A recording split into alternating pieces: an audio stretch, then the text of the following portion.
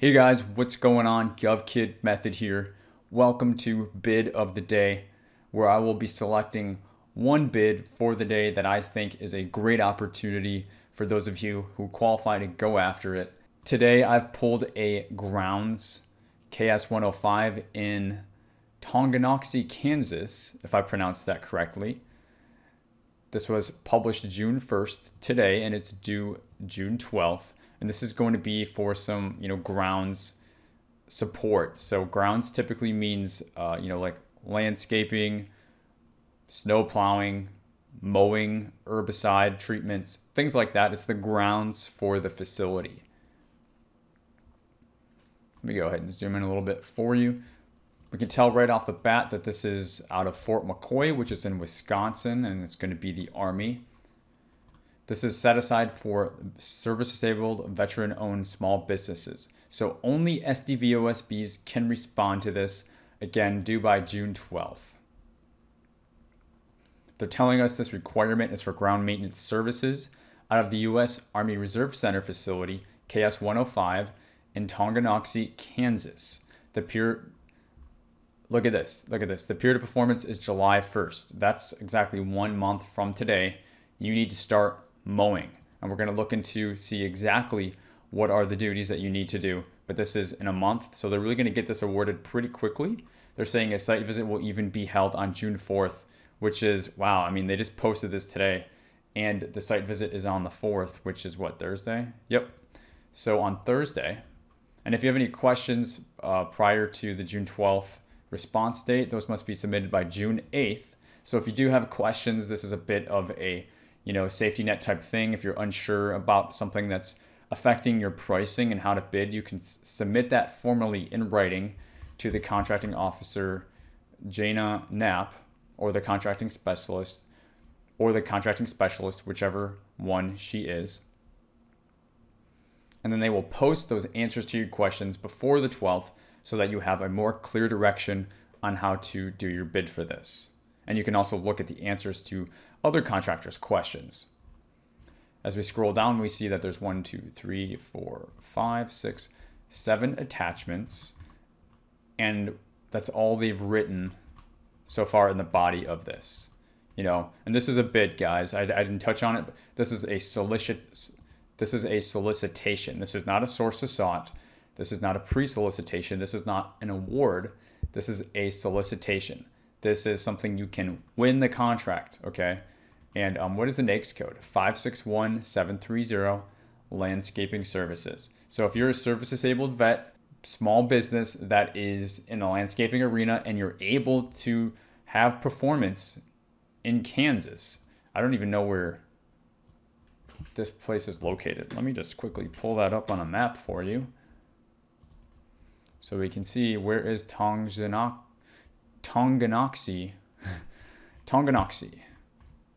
So it's right outside of Kansas City. It's right on the Kansas-Missouri border. So if you're in any of these surrounding states, more than likely, and you're a service-disabled vet, and you're in this arena under this NAICS code, this bid of the day might be a fit for you. So let's dive in quickly to these attachments. Like I said, there's 7 of them. I know this is the solicitation because it's labeled solicitation. So I'm going to quickly show you what these other attachments are. And I'll open each just really quickly to show you. And if there's something important, I will point that out. This is a universal pest management application reporting form. So when you're actually doing the work, and if you're, mowing the grass or whatever, and you have an incident, this is what your incident form is going to be. This has nothing to do with submitting your proposal. They're giving you that in case you win the bid and you start doing the work. Let's see what this next form is for. So this next form is a map. So they're giving you a square footage for using based on pricing in accordance. Maybe you can make it to the site visit, maybe you can't. Ideally you should use this in accordance with your site visit to use the square footage to determine, how much manpower, how much time is it going to take to basically service these grounds of this size. Let's see, they got fence line, then they've got type 1, 2, and 3, which they're going to tell us the different types. That's going to tie with the pricing. So we'll get into that later. But what else do we have? This is a anti-terrorism operation. So this is something that you would have to, all these things that are checked yes, you have to do this if you win the bid. You must complete your AT level 1 training, and anybody who's performing on the contract who's going to be on the government site, they would have to complete all these, iWatch training. The government can provide you these, they're really it's like 30 minutes online training. Just, if your people see anything suspicious, the proper process for alerting authorities, stuff like that. When you're on a government site, you need to have at least a little bit of training, and that's what some of those basic trainings are. And once you have them, you have them. You don't have to keep taking them over and over. Most government contracts where you're on the government site will require you to check those boxes. So this next one is what a service ticket looks like. So it says this shall be filled out by the contracted vendor each time the service provider performs service. So, say you're performing, type 1, 2, 3, it could be, edging, trimming, policing. I don't know. Unless I'm saying that wrong. I don't know what that is. Weed and feed, aeration. These are the different types of things you're going to be doing under this contract. So every time you go out to do something, you need to make sure to, have this filled out, and you're going to get the designated rep's name, and I'm sure somewhere you would get a signature as well. So there's this trifold brochure right here. This is just like a advertisement for GFibs. I really wouldn't worry about that too much. And here you have a pricing schedule. So guys, you see we're quickly going through these attachments. You haven't really gotten to too much yet, but this pricing schedule really says it all. They are telling you exactly how they wanted it priced. And when I looked at this, this is why I decided that this would be the bid of the day, because they're making it very clear. They're giving you quantities of months. They're giving you the different types to price based on. They've got type 1, 2, 3 of mowing, which we'll look into those definitions once we get to the last attachment, the solicitation. They've got the weed and feed, the spring and fall cleanup. If you're in a grounds or landscaping business, you are very familiar and comfortable with all of this information already. And this makes your ability to price way easier. And that's one of the main things that I look for when looking at a bid where I'm considering, do I want to waste my time on this or whatever. I'm presenting this to you saying, hey, they've laid this out to you very nice. So if this is the business that you're in, or you could do this, well, you're going to stand a chance, because, hey, you just got to know what your margins are, because there's no confusion on what to price. Usually well, not usually, there can be a lot of confusion. Am I pricing this right? This is making it very apples to apples. So I really can't overstate how much I love how much the government has broken down the pricing for this. And they're doing it, as you can see, not just for a base year, but they also have options to extend, and I'm sure additional years. So this would be more than 1 year contract. They're showing us it's going to start July 1st, 2020, but the option year runs through 2024. So that's another reason why I love this. I chose this to be bid of the day, because this could be a 5-year contract. Like, this could be the start of your business. This could make your business, and then if you won this, you could leverage this as past performance to go out and get additional contracts, or to further, develop the relationships that you already have with this contract. With this contracting officer, you're going to be able to talk to her a lot more. Jana, we saw her name, as well as, the PM on the contract. There's a number of government folks that you're going to be able to interact once you get this contract. And then you can start talking to them about other contracts that they have. This is contracted out of Fort McCoy, which is in Wisconsin. And I know for a fact they buy a heck of a lot of work. They buy a lot of work. So you can have that conversation with them.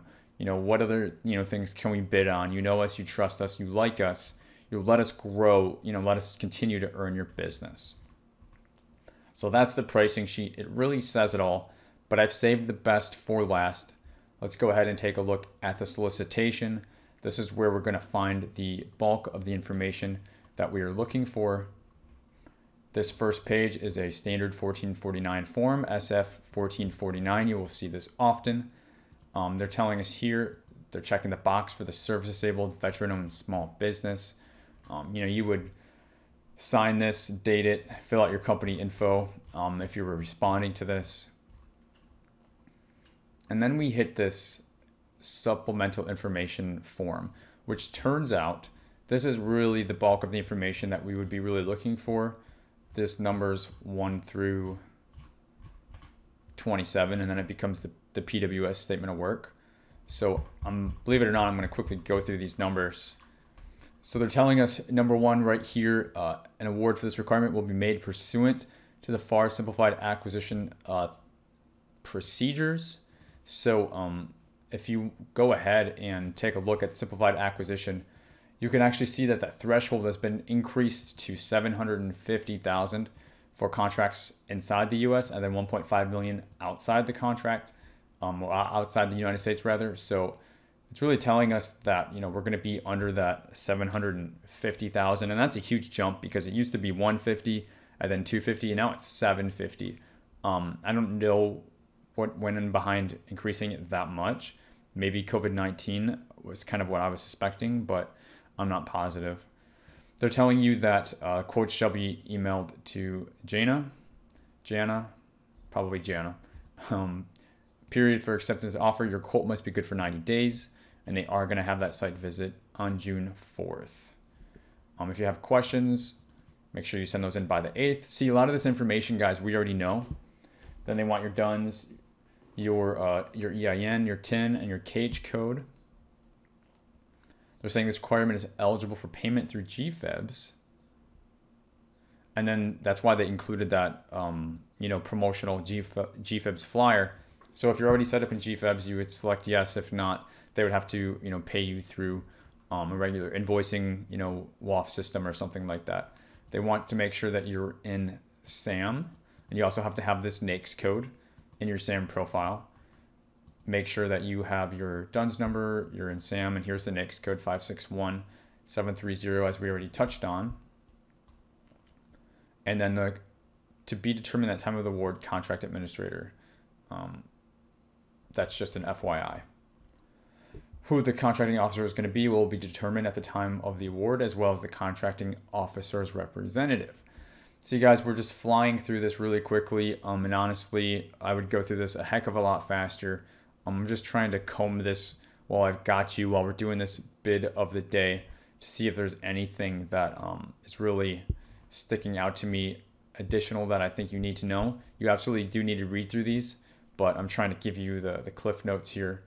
They're telling you in the contract performance, you are going to get a PPI, past performance information in this. It's also known as a CPARS, is where they assess your company throughout your progress and completion of this project. So you'll actually get past performance written in the government system through going through this contract, which is really good, because then you can use that. The government will use that for other contracts that you bid on. They'll go ahead and take a look at your report card. So you want to make sure that it's a good one, right? So, you required insurance. So, if you're in this business, you probably already know that. One thing that's important, they're saying in compliance with the Service Contract Act, the Service Contract Labor Standards, they're saying that what you would pay your people would be the equivalent of a Wage Determination 3 Step 2 labor ground maintenance. But they're saying this is not a wage determination. But then you'll see below they actually do attach a wage determination, which we'll see. And here are those different levels. Let me see. No, this is just the non-conforming levels. Obviously, here's all of the typically 10 holidays. I wanted to show you the different types. I haven't really gone through this too much without you. Okay, here's the specific tasks. So here we go. Lawn maintenance type 1. So this is how you're going to do your pricing. So lawn maintenance type 1, they're saying it's mowing, edging, trimming, And then they've got type 2, more mowing, edging, and trimming with different specs for the height. Where is type 3? And then the same, there's type 3, and then they have type 4. And they're giving, it says or as short as the 20th November to the 31st of March as a time where you don't do any work. They're also defining your spring and fall cleanup here. So this is all the information, again, that you would use for your pricing in that pricing sheet. And it's very straightforward. That's why I like this. That's why I chose this as the bid of the day, because you have the information that you need. So now the only question you have to ask yourself is, hey, is this something that I want to bid on? Is this something that I want to price? They're giving us some more information here. And here's that wage determination that I was referring to. And you can also download a wage determination. If you go to Beta.Sam, you can always get the wage determination if they don't approve it or supply it. Go to wage determinations. Then all you have to do is go to Service Contract Act. Remember, we saw that, Service Contract Labor Standards. And then all you have to do is select your state and your county. So I'm not sure I could see what county this was. They're saying Kansas counties of Johnson, Leavenworth, Lynn, Miami, and Wyandotte. So that's something that you could do if they did not provide it to us, but we did. So we would look to find the best labor category for this position. So you could look for, labor grounds. You can look for the landscaping one that they gave us. I would like to do a Control F.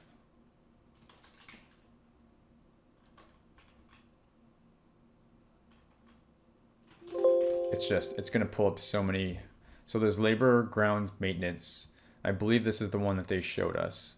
So they're saying $14.98. And all this is, guys, is it's almost, consider it like a union.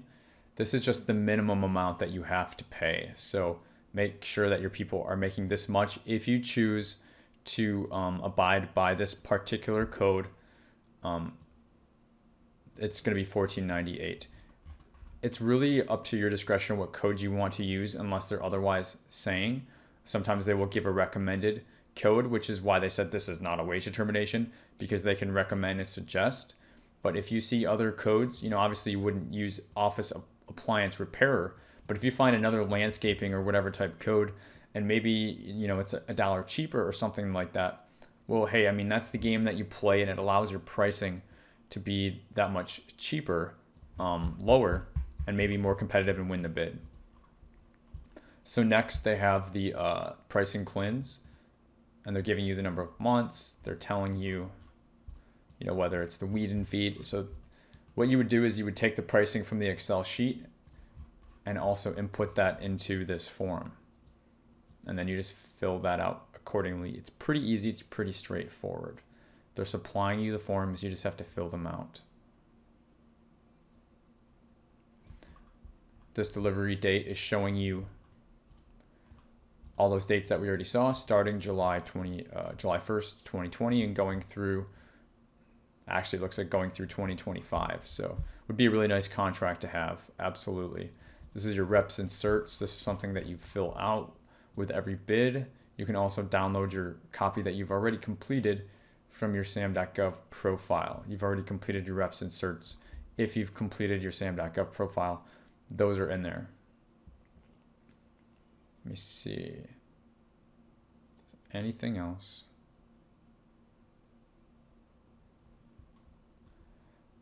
Okay, so there's really just a few more things, or at least one more thing that I wanted to show you.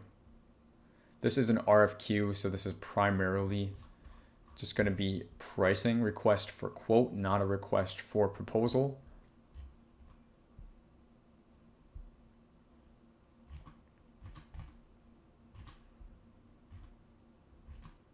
And I'm just going to go lowest. So this is the evaluation. They're saying the solicitation shall be evaluated by awarding to the quote that is the lowest price. So that's how I know that they're going to go lowest price on this. Price will not be assigned an adjective rating.